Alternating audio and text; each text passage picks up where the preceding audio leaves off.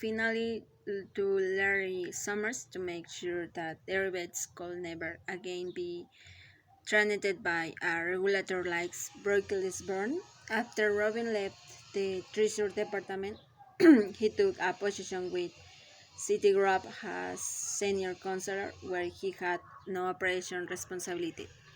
What was nonetheless by around um,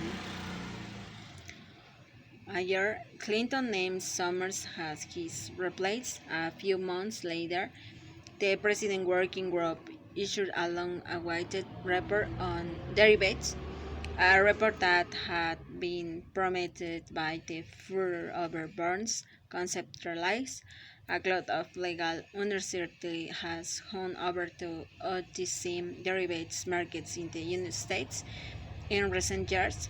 Read the cover letter accompanying the report. The report recommended that uncertainty be remedied by Congress. It was Phil Gramm pushed out the Commodities Futures Modernization Act in which Clinton, with Summers' enthusiastic support, signed into law. The new law explicitly stated that derivatives were not futures and could not be regulated by the CFTC or any another government regulator. It was the last Bill Clinton signed before leaving office. A year earlier, the president had signed a law that regulated glass steel, which had explained commercial from investment banking so many years before Grambledge Billy has a new law was called also had Summers' strong support. One of its notes to modern finance was a provision that expressly recognized and preserved this authority for national banking to engage directly in asset banking segregation activities.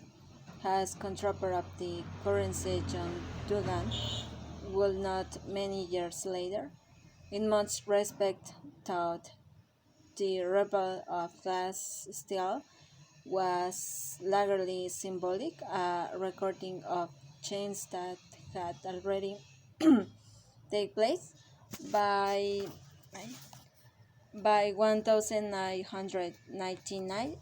All the big banks had investment banks and trading desks, and in any case, the real problem was not that the wall that had long separated commercial and investment banks had been torn down,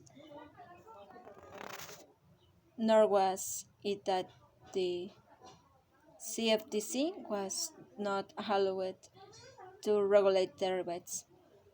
No, the core problem was that even as the old regulatory framework was disappearing, nothing was being created to replace it.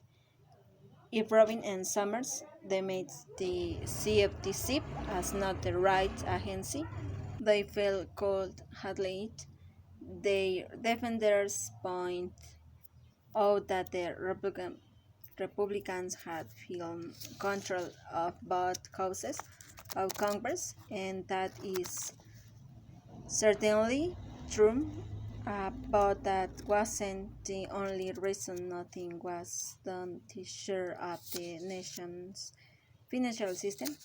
The other reason was that Bill Clinton's treasury was every bit as complacent as Alan Greenspan felt.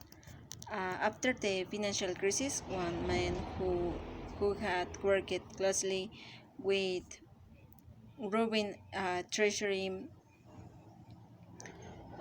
will exclaim, "My God, I wish, my God, I wish I had done more."